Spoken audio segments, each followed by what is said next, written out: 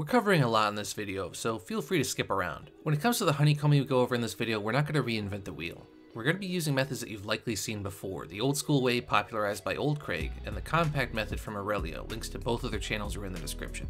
The bulk of this video will instead be focused on the theory crafting behind building a base. So if you've ever gone into a server and you're like, alright, I know how to stack, but how do I get started? That's going to be the main focus of this video. Looking at where to build, how to build, what considerations to keep in mind, and so on and so forth. Method 1 is very old school. Essentially what's happening here is you're using this slight difference in length between wedge foundations and square foundations to offset rows of fence foundations by just a little bit, and then doing it over and over again to get the layers you need.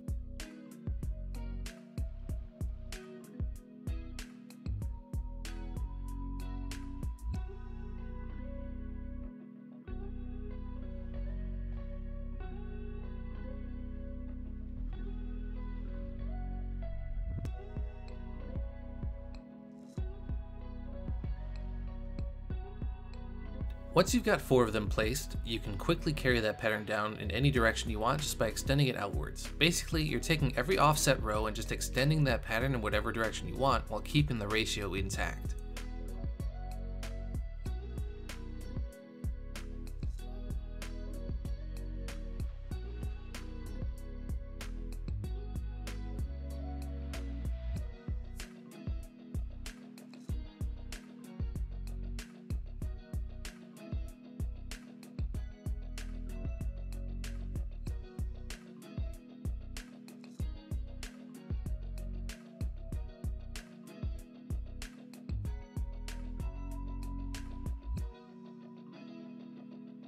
Note that if you screw up and you find yourself missing a layer for some reason, build your wedge foundations away from that spot, and then you can fill it in easily. For both methods, you're going to want to make sure that you raise the fence foundations up a little bit. When fence foundations are high enough off the floor, you can't place bombs on them. This forces attackers to either use arrows on the door, which can be slow, or bomb mount each layer of fence foundations, which is expensive, and both of those are better for your defense. It's slightly less compact than Aurelio's method, and in certain situations this means that you can place bombs between the fence foundations. If your foundations are higher up though, the explosion radius isn't going to reach your door, so keep that in mind when building. It's not that much of a weakness. Overall, this method is the easiest and is less finicky when you need to replace or repair pieces. In certain situations, it can even be a good thing to have fewer doors. It makes getting in and out of the base a little bit faster when you're actively defending. The second method is what I've been calling Aurelio's method. It operates on a similar principle, in that you can keep the fence foundations parallel to each other while still using the difference in space between the wedges and squares to offset them slightly.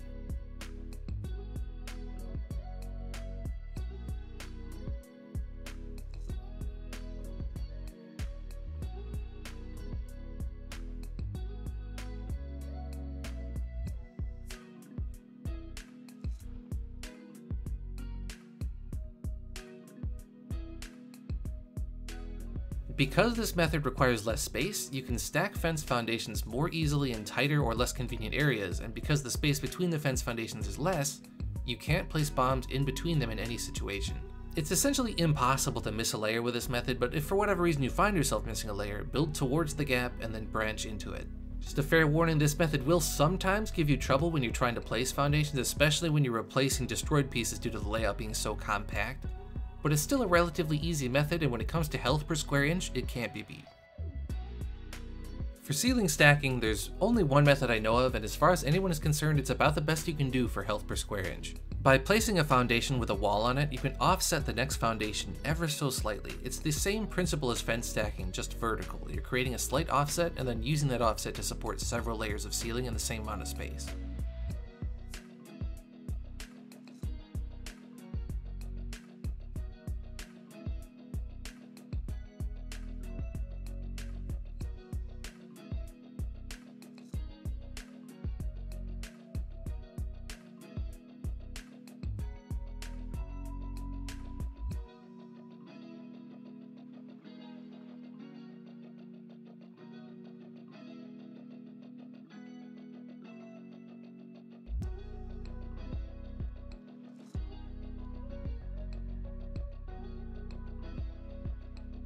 For larger areas, I'd highly advise that you alternate your pillar supports to create some redundancy in the support and reduce the chances of having to leave holes in your roof due to lacking said support. Aside from those methods, you've got your standard honeycomb that you'd find in most other games like Rust, where you put in as many layers of regular structures as you can in the same amount of space. Generally, I would say that this is a last resort. Say you made an error while building your base, you've got an irregularly shaped structure that you can't otherwise honeycomb with the traditional methods, or likely you can't be bothered to ceiling stack and just decide to stack roof caps instead. For what it's worth, this method isn't awful when it's used appropriately, but whenever it's possible, you should try to use the other methods to maximize your defense, as this way isn't spatially efficient, and the larger the area is, the more costly it can be. Moving on to Placeables, drawbridges are a defensive powerhouse. They absorb damage in an area much larger than the actual model, meaning that the gate and the surrounding foundations will not take damage from the most angles unless the drawbridge breaks first. So if you can place a drawbridge in a critical choke point, you can squat behind it and repair it forever, and the raiders will never get past it unless they can somehow deal 200,000 damage in one blast, which is pretty unlikely.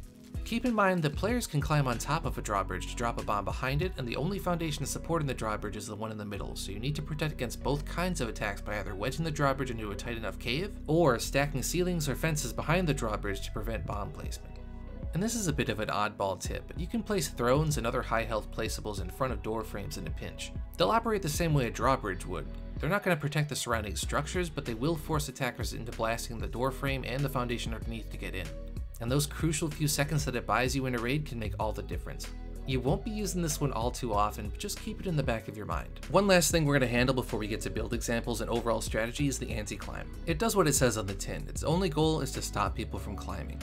Thankfully, this is fairly straightforward. You can do fancier Anticlimb stacking with ceiling stacks, but in the absolute majority of cases, your Anticlimb stack is just going to be foundations with fences on them. The more you got, the harder it is for somebody to bomb it all out. It's that simple. You can technically reinforce your Anticlimb with temperature traps, but Funcom does ban people for having laggy builds, and stacking torches and even furnaces in some cases can cause lag, so I wouldn't advise it. Plus, honestly, other methods of defense are typically better than relying on that. And don't worry, we're going to give plenty of examples of all of these techniques minus the temperature traps in the examples I'm about to give. But before we get to that, let me just tackle two building types I see every single time I get online. This is what prompted the making of this video. The Borg cube and the foundation wall. And we're going to explain precisely why these are such a bad idea. This video is specifically attempting to get you to not build this way. Take a look at this closet here. How many bombs do you think it takes to get inside? 4 or 5, right? What about this absolute unit, this beefy, gigantic, and likely expensive cube? Yeah, 4 or 5 bombs. The issue here is the entry point. The weak spot of every base is its doors. If your base only has one door on it, it doesn't matter that it's tier 3 or how large it is. Basically what you've managed to do is you've increased the cost of your base exponentially for absolutely zero increase in added defense, since the only meaningful portion of the structure is your entrance.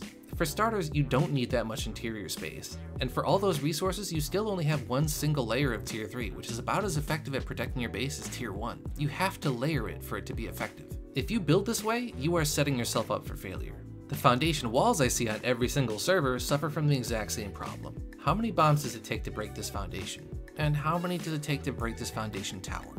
It's the same. You're only breaking one foundation. You're spending crazy amounts of resources to accomplish nothing for no reason. It's the exact same issue as the Borg cube.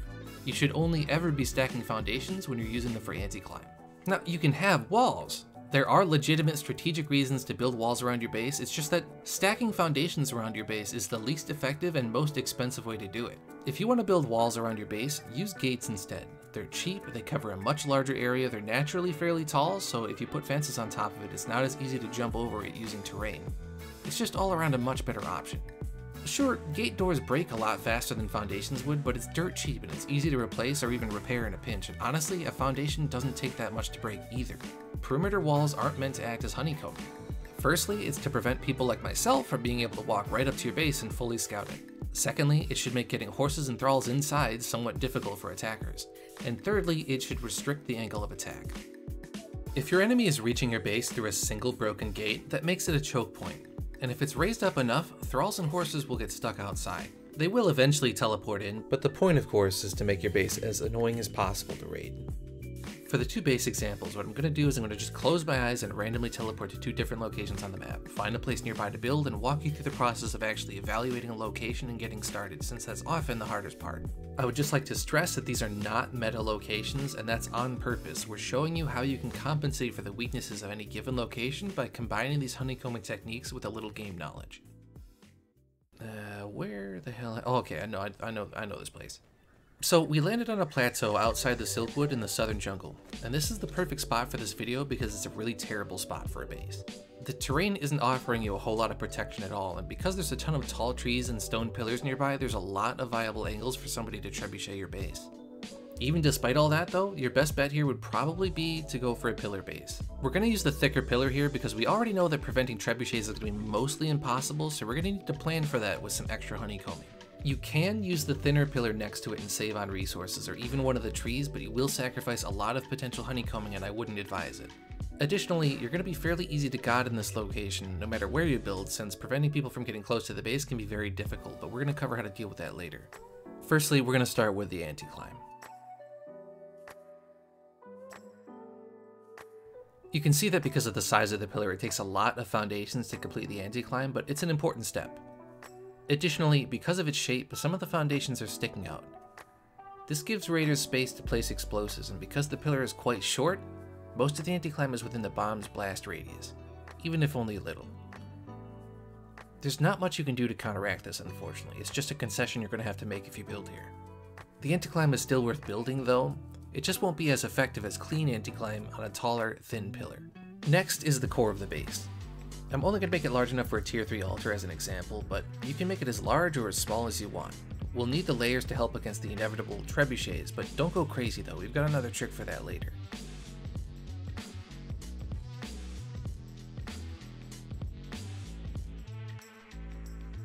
Once all that's placed, we just carry the pattern upwards.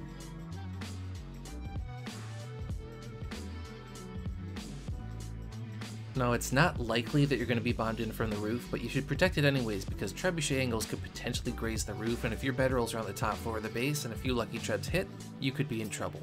Now, there's two ways you can do this. You can stack ceilings like we covered earlier, but because the roof is so small, you can do something else that's really cheeky actually. Basically, build a ceiling, place a vault on top, and then pull off the ceiling. This will make it so that you can access the vault from inside the base, and it accomplishes the same thing a drawbridge would. It's supported by the walls, so there's no risk of it falling, and if it gets hit by trebuchets, you can sit inside the base and repair it, just like you would a drawbridge. Like I said, if you don't trust this method or your base is a little larger, you can go for the ceiling stack, or if it's smaller, you could even do both if you really wanted to. Next is how you're going to get into the base. Your elevator is always going to be a weak spot, so build it like this. If you just use an elevator trap, people can jump out early before they get to the top, allowing them to skip over your Anticlimb and give them a head start in the raid. And even if you protect the top, you can use explosive arrows or break the door to an elevator trap without dying, and then they could just use the elevator to get in and out of your base freely. By building it this way, it's not a tunnel that they can climb up, and because there's two doors at the top, the splash damage would likely destroy the elevator before they're inside the base. And in order to climb up, if the elevator is broken, they're gonna have to break all of that Anticlimb. It's not perfect, but it's much better than your typical elevator trap.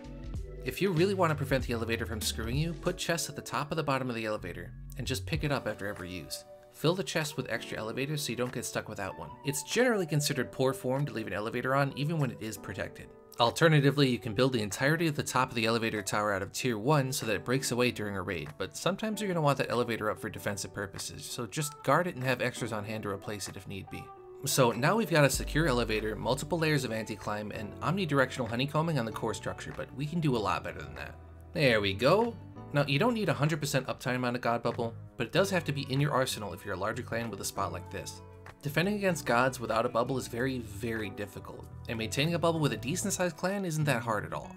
You don't always have to have it up, but keep enough zeal on hand that if you need it, you have it. Next, and I'm not going to be showing you all the claim in this video just to save me some time, but you're going to want to claim all the pillars and the trees in view distance of your base with a healthy amount of land claim on the ground as well. It's not going to completely prevent trebuchets, but it will force them into further positions away from your base with awkward angles on your base. Don't skimp on these either. The pillar next to the base, for example, could be used to jump over your Anticlimb, so use tier 3 when it's appropriate. And while we're on the topic of trebuchets, we're going to pull out another trick here. Use all of that empty space around the base to create a wall of drawbridges. Because of their large hitbox and health pool, they act like gigantic shields that soak up a lot of trebuchet shots. And because they're hard to break, you can easily sit inside and repair them too, giving you an active response to trebuchets. If they bomb out the foundations underneath, they'll fall away, but hitting those without hitting the drawbridge is a tough shot to say the least, and even if it isn't unraidable, it makes a raid that much more difficult. So here's a final tour of the base. You've got Anticlimb, a secure elevator, honeycombed core structure, you've got drawbridge shields, and ideally land claim to make trebbing more difficult. You can add more to this by slapping down vaults to increase the cost of a raid, because every vault that people can see makes the attacker think, okay, now I've got to budget another 50 bombs for each of those vaults too, just in case. But all in all, this right here is a really solid base. My final rating, assuming that you've got more land claim, is about a 6 out of 10. The reason it loses a lot of points is because the honeycombing isn't really anything to brag about, and the geography reduces the effectiveness of our anti-climb a ton. And even though this wound up being a surprisingly defensible base, it was stupidly expensive to reach this point, and we didn't even do all the land claiming. A good base location should do most of the work for you, and we're going to cover a really good spot at the end here. Because of the cost, this spot wouldn't even be feasible unless you had quite a few clanmates, so I wouldn't recommend this spot for smaller clans or solo or duo players. I mean, I really wouldn't recommend it to anybody, but I'm just saying, you have to adjust your base plans according to what you can reasonably accomplish. And that's ultimately what should be going through your mind when you pick a spot and build your base. What are the strengths, what are the weaknesses, how do I build around those, and do I have enough manpower to justify this spot? So let's move on to our second spot. Alrighty, where did we wind up? Okay, actually that's really good. We're next to a cave that's a little too small to be meta, but I can show you how you build one of these up.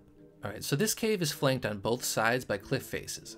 Cost-wise, it's a great spot for solos and duos, but it's a little too small for many of the upgraded benches, and it's just outside of God's Claw Passage, so it's a very high traffic area, meaning the chances of you being harassed at this spot are very high. Your closest obelisk is going to be the Black Keep, which means you're going to have to run through God's Claw every time you come home, which again increases the chances of getting lanced with a backpack full of loot.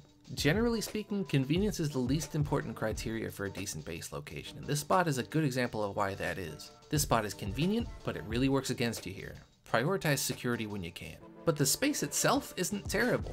Building this up for someone trying to remain hidden is as easy as just slapping a few layer of walls in the way, and you really can just leave it at that. As a solo or even a duo, your ability to fight off a clan of let's say 6 people on horseback with combat thralls is essentially 0 unless they're really bad. So the goal of the honeycombing here isn't to protect your base necessarily. You're looking to be 2 things. Firstly, you want to be too expensive for a casual raider, and thick enough to buy you time to warp away when you're really in trouble. You could also use this spot as a secure drop site instead of a base, but that's up to you. But let's say you wanted to scale this up though. How would you do it? First, look at the terrain. You've got rocks on both sides, meaning you've only got 2 possible directions for enemies to come from. Really, they can only attack from the front, but they could come at the front from the top. For the vertical portion of this defense, you could use ceilings or even foundations to hide where the rock ends and your base begins, meaning a potential raider could spend a ton of resources bombing through the roof only to hit the rocks underneath. Pushing the door tunnel out would give you more room for honeycombing as well, so let's do both and just show you how it looks. First, we're going to extend the doors out a little bit. Then we're going to set up our alternating pillars to ensure proper support for the ceiling stack. We're going to need 2 alternating rows to have enough support to build out.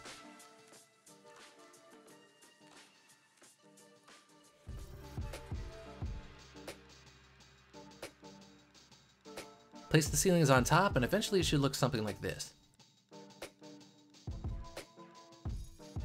Then we're going to bring out our door honeycombing even further. And again, if you're new, don't worry, it's gonna look complicated, but this is all just practice. All we did here was the ceiling stacking we went over at the beginning on the top, and in the front we did the same fence foundation stacking we've been doing for everything else. Now when you're protecting from 2 different directions, you want to make sure that they meet in a sort of staircase pattern, so that if they attack from the top they hit ceilings, and if they attack from the front they hit fence foundations. Feel free to pause at any point and just take your time watching this.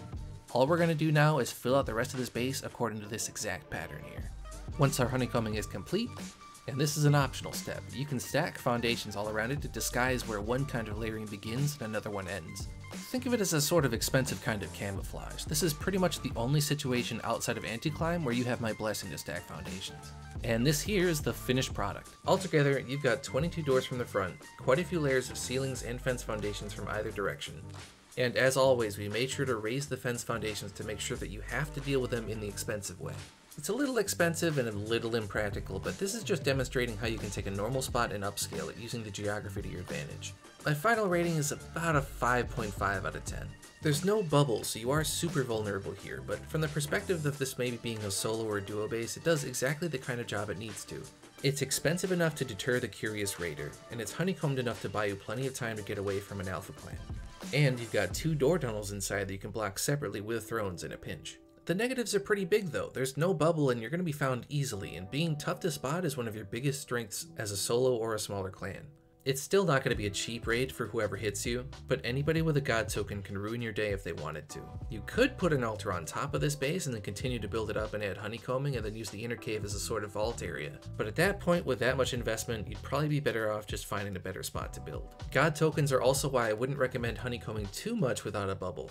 There's no point in pouring all that farming into a spot that isn't going to last. For much smaller clans and even solo players, aim for the Goldilocks zone of being defensible but still disposable. And if you're thinking, that's a lot of tier 3 to be disposable, it's not half as bad as it looks. I mean, this is a pretty goofy extension of a cave that doesn't really make any sense anyways, but I'll put out a proper endgame PvP farming video at some point to show you how to efficiently farm for bases and bombs and all the rest of it, but that's unfortunately not this video. Suffice it to say, once you've got the necessary game knowledge, it all becomes a lot more approachable. With those 2 base examples out of the way, let me just cover one extra thing here. The interior base is mostly up to you, but good organization is key for good base defense. The only kind of base defense that is guaranteed to work is active base defense. So help you help yourself by staying organized. What I have here is my typical setup by the bed. You have respec potions in a fridge, then all the gear and the buffs you need neatly separated and labeled so that when you spawn you can just run down the assembly line, gear up, respec, buff up, and get out there.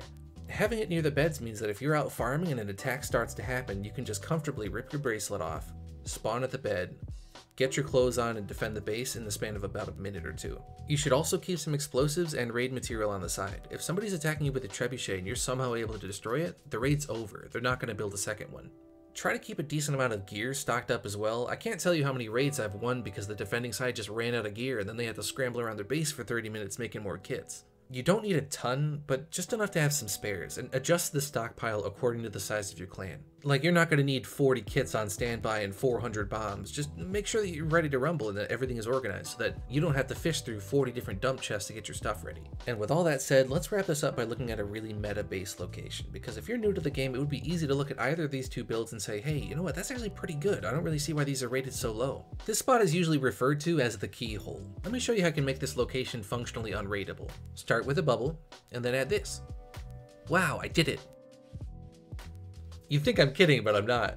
Obviously you wouldn't stop at that, but that narrow entrance prevents people from placing too many bombs at once, and you can prevent them from placing any at all with some fence foundations. And it's never going to be enough bombs to pop the drawbridge in one blast.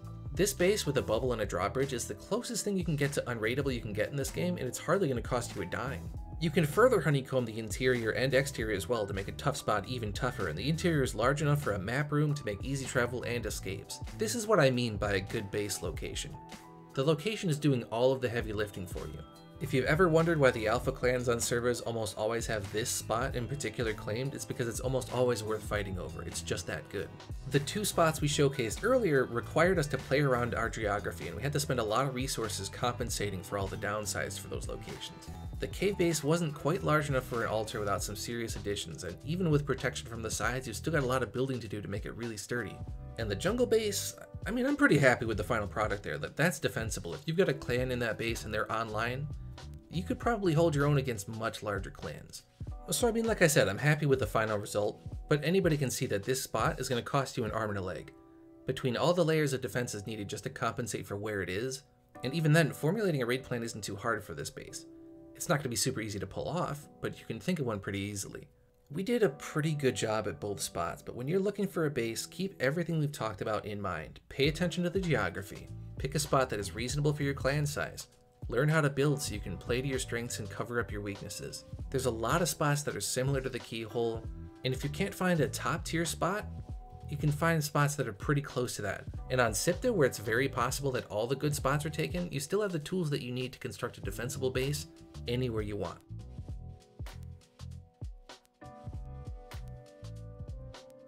We've come a long way from the humble Borg cube at the beginning of the episode.